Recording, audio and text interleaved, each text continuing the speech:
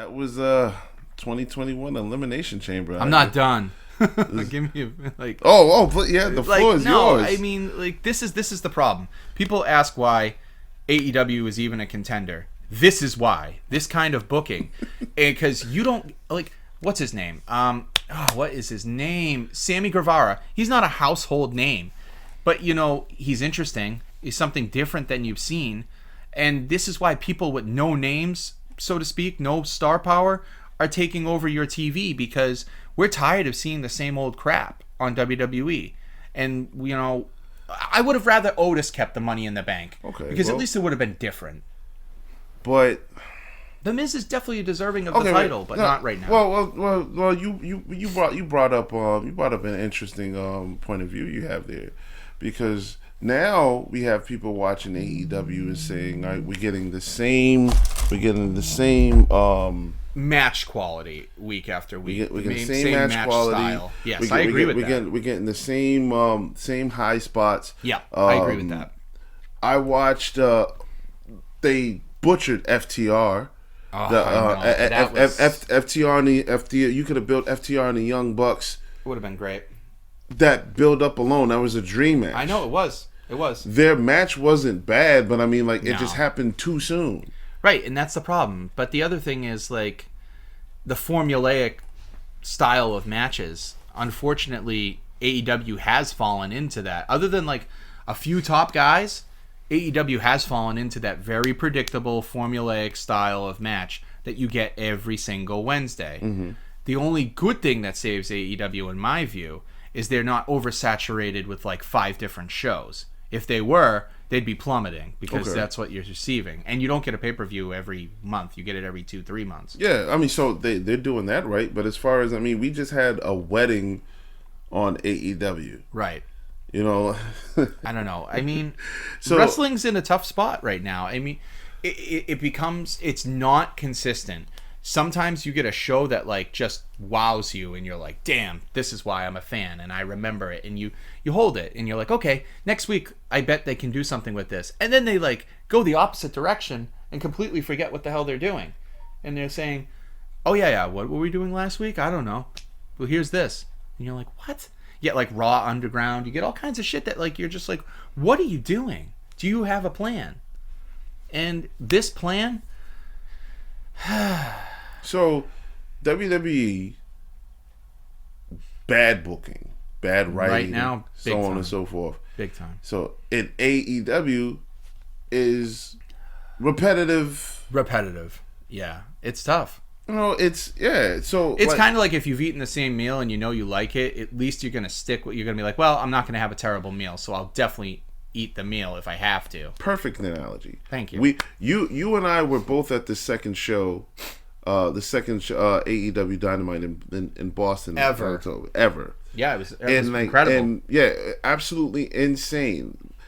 Ever since then, I remember the opening match was the Young Bucks and Private Party.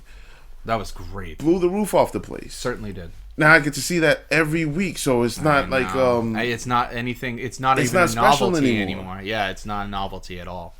It's expected. You're like, okay, I'm gonna get good matches, but nothing that's gonna shock me. How many times can I see a super kick from the Young Bucks on the same match? How many false finishes are you gonna get? Right, exactly. I mean, people got really pissed off at Randy Orton a year ago, and I was one of those people. Who got pissed off at Randy Orton back for saying, all this stuff is just flips and high spots, and it's very predictable. And I was like, how dare you shit on the young guys, Randy? And he's right. Yeah, exactly. I mean, JR just said the same thing. Yeah. And the talent were mad at him because he was buried. They felt like they were being buried. But yeah, there's no, listen. Storytelling has gone the wayside with the younger guys. There's no psychology in the dive spot. And then I love AEW. I absolutely love AEW. But there's no way in the world that you can convince me that Marco Stunt can have a competitive match with a Lance Archer. Definitely not. And these things are happening. I know. They're trying. I mean, I give them credit for trying some things, and they try some out of the box stuff too. It seems like they're much better at booking their non-wrestling parts of the show than the wrestling part. See, like what was it? Not the Stadium Stampede. Was it Stadium Stampede match? It was Stadium Stampede. See, like when they started crossing wrestling with production, I mean, like it just. I thought you were drowning Matt Hardy, and every time you pulled his face up, like he was a new character. I mean, it was interesting. But that's not necessarily wrestling. I get it. Right. It's entertaining TV, but that's not necessarily wrestling. I know, and people can say the same argument for the Boneyard match, but to me, that was wrestling. The Boneyard, it was something so special. The Boneyard match literally still holds up. Listen, I watched that like it was an episode. Like I pretended like it was because it happened on Saturday night. Like, I grew up a Nickelodeon kid, so that was like watching Are You Afraid of the Dark with your favorite wrestlers. The Boneyard match, I loved it. Loved it. And for that character, for the mystique of the Undertaker, and how he blended in the American Badass, the Undertaker, and Mark Calloway was perfect. So that worked for him. Matt, they never even explained how Matt Hardy got out of the icebox. Yeah, they had no, there was no cohesion with that.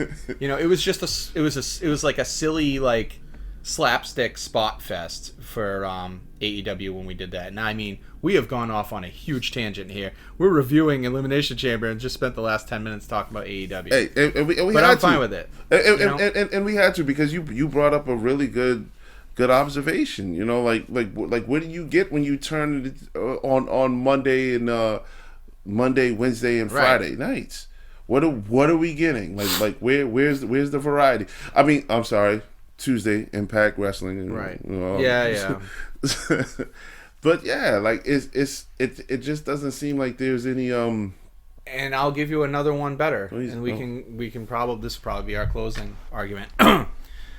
There is something to be said that we have made the current argument many times over many different years that why are part-timers coming back and taking the spots of hard-working everydayers throughout the year at like Mania or Royal Rumble. But right now, I'm starting to see an argument for why you would bring these part-timers back. I am, because the current crop it's bad. Of your talent is not bad talent, but it's bad utilization of your talent. And I honestly, like, we're watching him right now in the background. If Steve Austin came back tomorrow to wrestle somebody at WrestleMania, I'm all in. Right. So I'm all in. The reason why I said it was bad, not that the talent was bad, but like it just proves that Steve Austin's a bigger star than anybody that you've been building up now. Absolutely. Goldberg comes back, and Goldberg's a bigger star than anybody you've been building up in the last 10 year.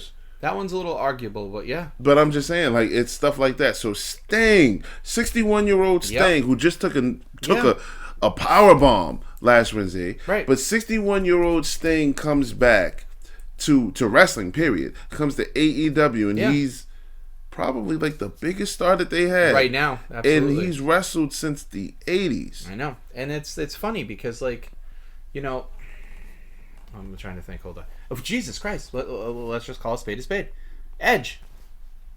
I told you tonight there is 0% chance. 0. Mark my words. This is a guarantee. 0% chance that your WrestleMania Sunday night does not end with Edge holding up the WWE Championship. 0. I mean the Universal Championship. 0%. And right now, why wouldn't you?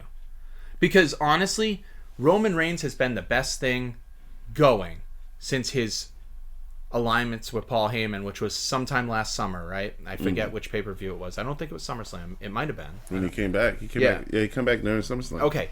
Since then, he's been unstoppable. Unstoppable.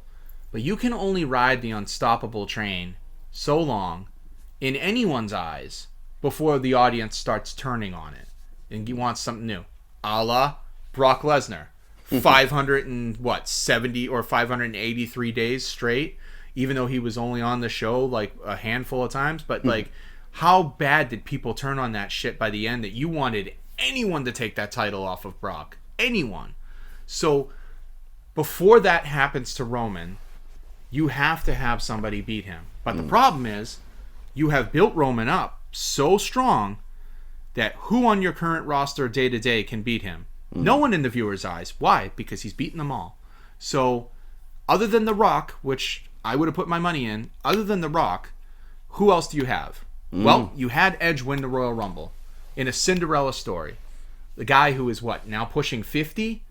He's close to 50, I would say. Yeah, so he's close to 50. He is coming back again to complete probably the comeback he was trying to have. Right. You mean to tell me that you're going to have him go through all that to not win the biggest title and go out the way he wants? No, there's no way. And unfortunately, you're going to have to do that at the expense of Roman Reigns. But really, it's a win-win for both of them because you're giving Roman his biggest challenge, his biggest stage, and Roman will bounce back. He might even take it right back. Who knows? But you are going to have a great moment, a great storybook moment. And that's what they need right now. I can agree with that. So you need that with the Universal title. The WWE title is your flagship title. It's your name of your brand. Yeah. So why aren't you giving it that much, you know what I mean, that much love? And right now, I have no freaking clue what you could do. I don't dislike The Miz. Again, I hate to say that. But I just dislike this. Because as much as I like Drew McIntyre, I love Drew McIntyre. He's had his moments now. He's had his title runs. I don't want to see him win it back because it means nothing to me. Because why? All you're showing me is that he'll win it back and probably drop it in another couple weeks. Yeah. No. As you say, playing hot potato with the title. Yeah, I no. No. So those are my thoughts. We got one little one little pay-per-view going into WrestleMania. I mean, it's really doesn't mean much, but WrestleMania should be interesting in the very least. I just hope they capitalize on it because people have waited a long time for something. That's what made the Super Bowl so great. Right. Because people have waited for this moment. We've had a bad year that has still been continuing in a lot of sorts, and it's like we need some kind of distance from the every shitty day life, like that we want to throw ourselves into something. And WrestleMania for wrestling fans is always the Super Bowl of wrestling. We always look forward to it because no matter how bad the year is, pay-per-views, you could have 11 bad pay-per-views in a row. You always look forward to WrestleMania. You never don't. Absolutely. So that's my closing thought. There it is.